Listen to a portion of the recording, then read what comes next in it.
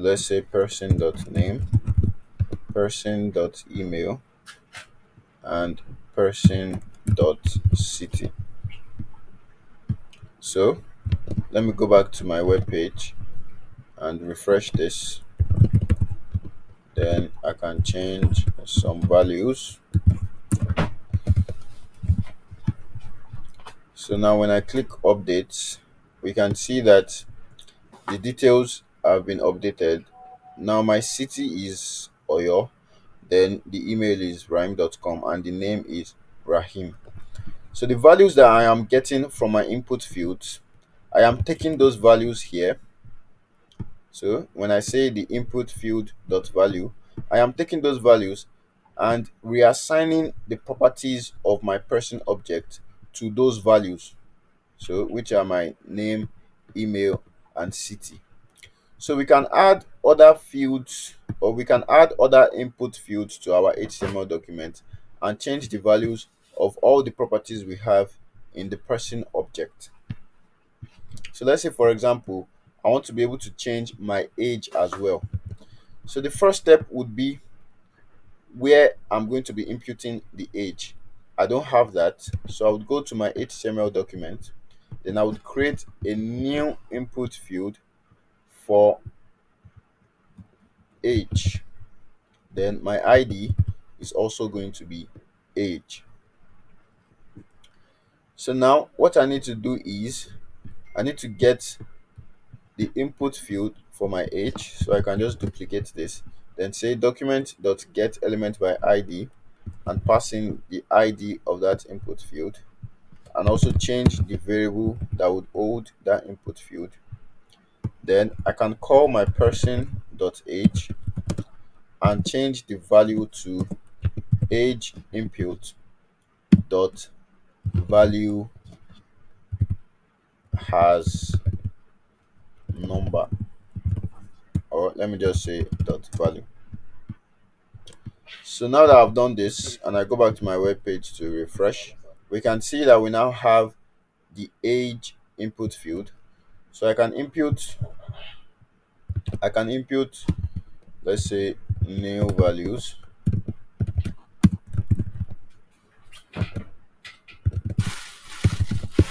and then change the age to 45. So when I click update object, we can see that it has changed the age as well to what we input here, and also it has changed every other property we are updating from my web page.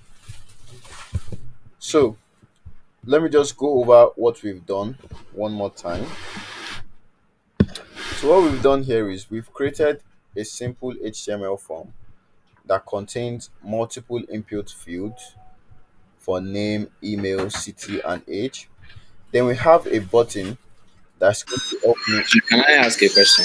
Yes. Can we can we do the add event listener without creating the object person for the form? Yes. Without creating this object person from the beginning, can we just start from the form dot add event listener? Yeah, that was what we had before I added this person object. The code was just like this before. Okay, then what are we now going? Where are we now going to see this person dot name? What is it going to be? Yeah, so because we needed the person dot name, that was when we now added the object. Okay, so we actually need to add an object if we want to update a form. No, because we want to update the person, that is why we are adding the object. But your form might not be to update a person. Your form No. might be to save a document to a database or something. It could be anything. But we are just giving an example here where we are updating a person object. So that's why we need to create a person for this So particular. if we are so if you are going to save the data to a database, how are we going to do that? You would learn that later on, but to save something to a database, once the person clicks the submit button, your functionality or the piece of code to do that would be inside your event listener. So you will not need to create an object. That's what I'm trying to explain. that we are creating an object for this particular example.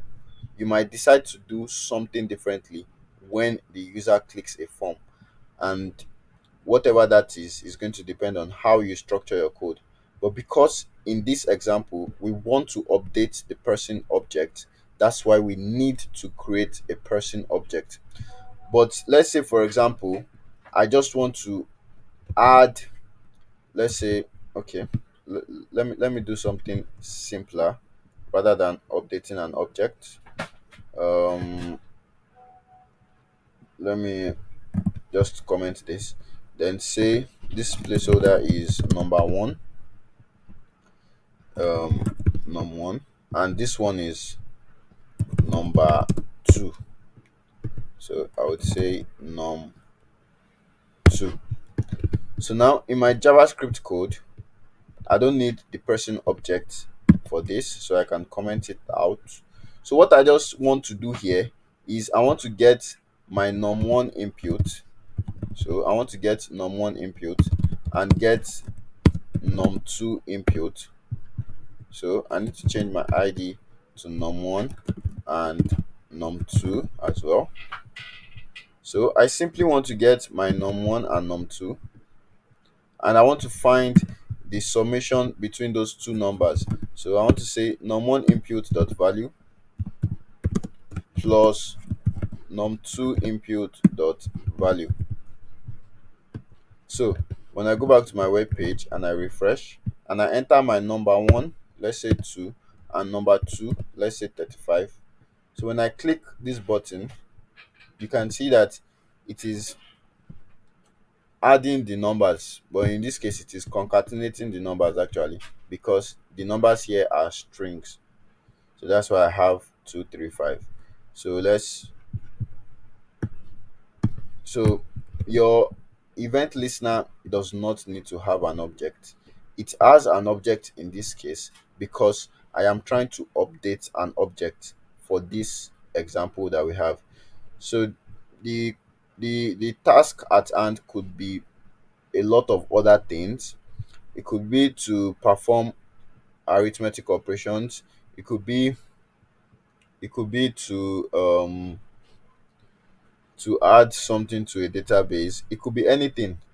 So the piece of code you are going to write is going to be based on what you need to make your task work. So the reason why we have an object once again in this case is because I am trying to update that object, and I cannot update something that doesn't exist.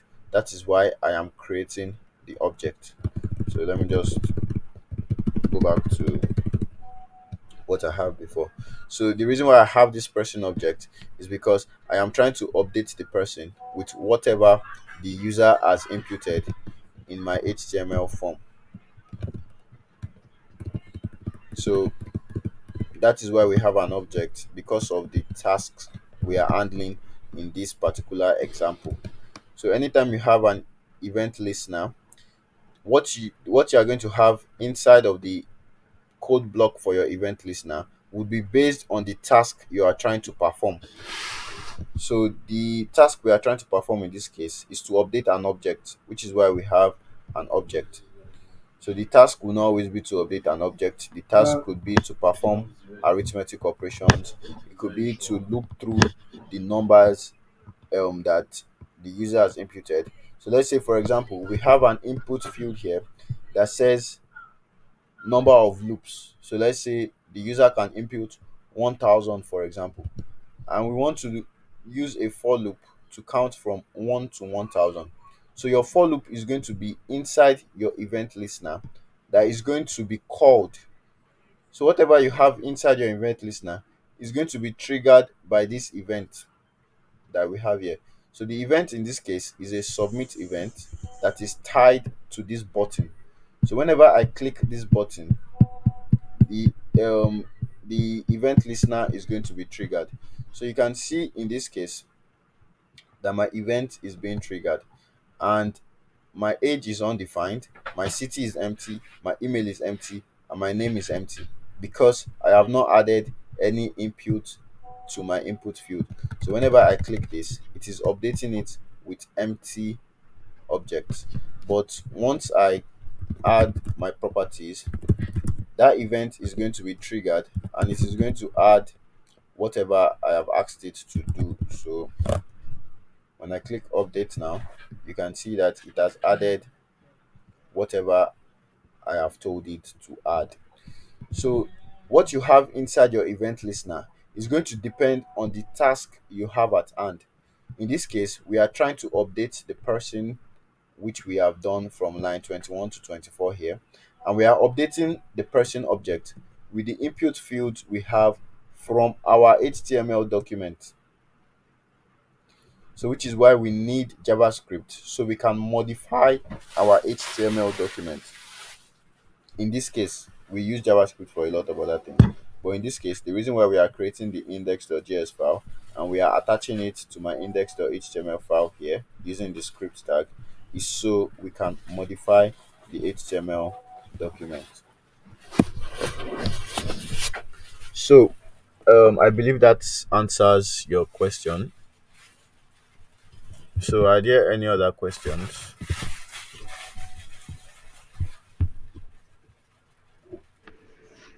Okay. Can you hear me? Yes, I can. Okay. Okay. So I believe that this is supposed to be a recap section, right? And you do a recap on what has been learned so far, what has been learned in the past. This But I is can't. this is a live session. Okay. So are we saying that we've never taken this particular subject matter before? No, we have, but we are looking at it from like a different perspective. For Okay, example, because I was going to say that in the course of the JavaScript videos that I've watched, I don't think I've come across this particular topic. oh, then maybe you've Yeah. not completed the videos because it is there. Oh, Yeah, yeah. So this session is being recorded actually. So once you complete the video, that's the normal video for your normal semester, then you can come yeah. and watch this session to help you understand better. So that is what this session is all about, just understanding better how you can handle tasks, how you can go about things generally. So yeah, that is what this session is just all about. Okay. Oh, so you said this section is being recorded Yes. because we've asked in the past about videos of past recap, and that hasn't been provided so far. Okay, maybe um maybe I don't know, maybe a problem with production or something, but it's being recorded and you guys will receive it. All right. All Yeah, right. yeah. So, any other question?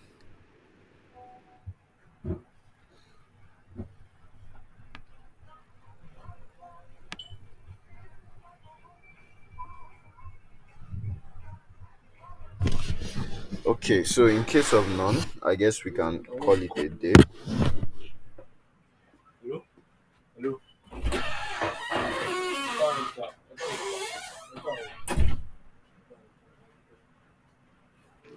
Hello.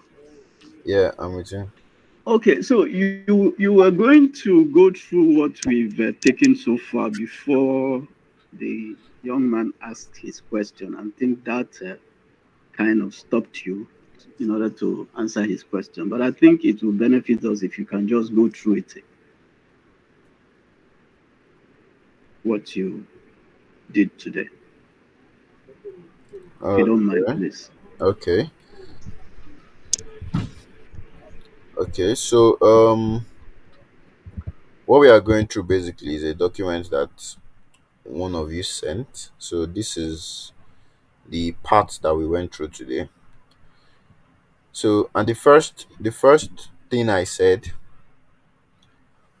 was that any piece of code you pick up, any task you pick up, you need to go over it line by line. So because if you read everything at once, it might become difficult to understand, and how to implement it might not be too clear.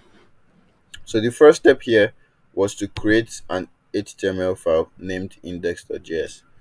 So once you read that, you go into your VS Code and you do that. We all know how to create an index.html file. Then the next thing was to use the script tag to link an external JavaScript file. So once you read that, you go into your VS Code, then you create your script tag and you link your external JavaScript file, which in this case is my index.js file.